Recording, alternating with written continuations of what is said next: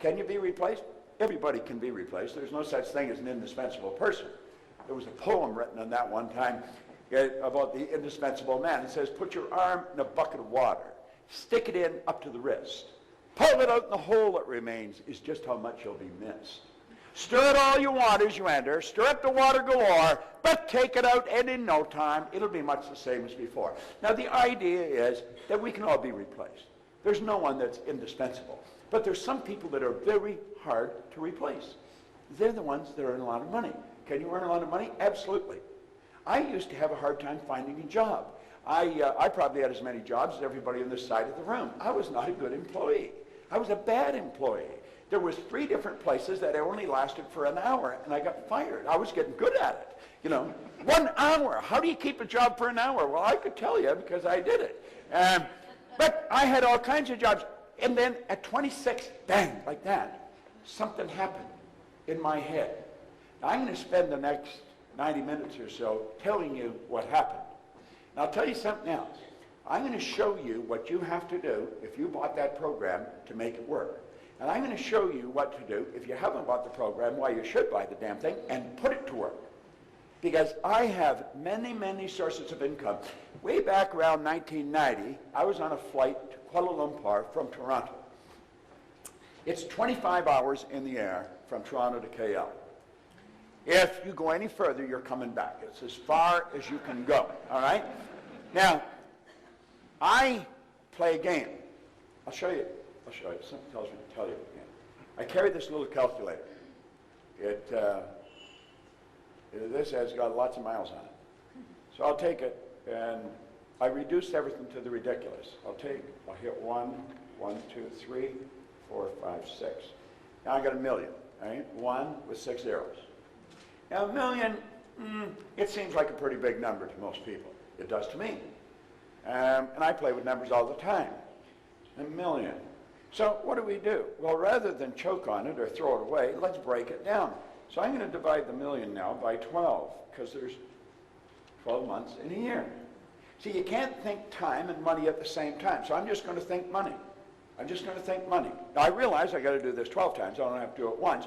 Now I'm down to 83,333. Now, that's a lot less than a million, but it's still quite a bit, because now I got to do it every month.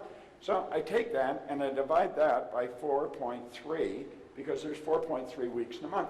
Now I'm down to 19,379. But I got to do that every week. That seems like quite a bit. I'll divide that by 2.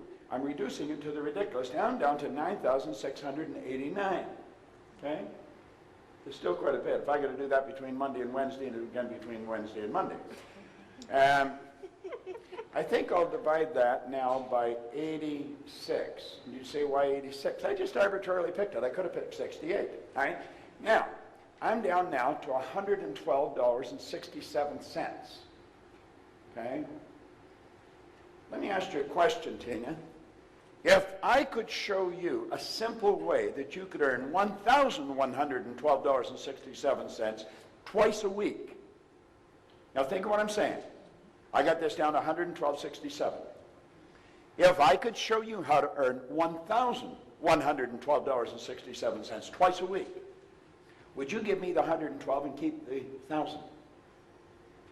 I'm going to show you how to earn $1,112.67. You're not going to have to work very hard. It's not too much effort.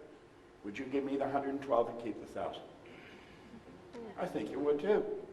Now, you see, I don't have to think of how to earn a million anymore. I just have to think, what the hell can I get Tina doing to earn $1,112.67 twice a week?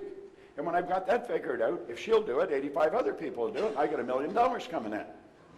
And all I've done is think. Is that a good idea? Yeah. Well, that's what he was talking about. This is it. Don't complicate it. You've got to keep it simple. Keep it really simple. Well, I was doing that on the plane, going to Malaysia.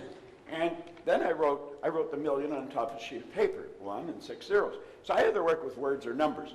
And I thought, I earned $1 million back in the 60s. And somebody says, how'd you earn it? I earned it cleaning floors. I don't think it matters what you do, it's how you do it. And I got thinking, what's so different about people that are, so I thought of a few people I knew had earned $1 million, and I started to write their names down, and then I started to get excited about it because I figured it out. They don't have one source of income. He said multiple systems. I called it multiple sources. Bob Allen picked it up and called it multiple streams. But I was on the plane, and I got excited. When I got off the plane, I didn't pay any attention to what time it was in America. I phoned Mark Victor Hansen down in Newport Beach, and I said, Mark, I got an idea. Let's teach people to earn $1 million. We'll put on a program last week. So anyway, he phoned Jack Canfield, and then we phoned Lee Poulos up in Vancouver. Yeah, we got a group of us together, and we did this 7 or 8 times. We all had our own companies, so we quit doing it and started doing our own thing again. And that's where the Chicken Soup for the Soul books came from. Now, you know, I remember, it doesn't even matter if you're in the business, Hansen has this idea. He said, you know, we're going to write a book, and some girl over in Philadelphia said you should call it Chicken Soup for the Soul. And Jack came and says, Proctor, you got a lot of stories, give me some stories. And so, and then Hansen said, we're going to sell 50 million of these by the turn of the century. And I'm thinking, you know, he's really smoking something. If you sell 1 million books, you're on fire. 50 million. Well, they didn't sell 50 million. They sold 74 million. They've sold over 100 million. Then they sold out to Disney for millions of dollars. It was just an idea. They didn't do anything. They didn't write the books. Somebody else wrote the books. They sent in the stories. Now, eventually, they started to pay them for the stories, but they never paid them for the stories in the first books. See? Multiple streams. See, if you start thinking, that's what most people don't do. I spent 5 years working with Earl Nightingale. He said if most people said what they were thinking, they would be speechless. And I'm inclined to agree with him. You know, there was a great educator down in Kentucky, Dr. Ken McFarland. He said 2% of the people think, 3% think they think, and he said 95% would actually rather die than think. Now, you sit there and you say, well, everybody thinks. No, they don't. Start listening to the conversations that are going on. Listen, just in the restaurant, listen to the people at the next table. It's obvious they're not thinking. They'd never say what they're saying. Stand back and watch what they're doing. They would never do what they're doing if they're thinking. There's people come in here and they'll say, that is one hell of a good idea. And they'll go home and start doing the same thing they did before. They won't act on it. You tell me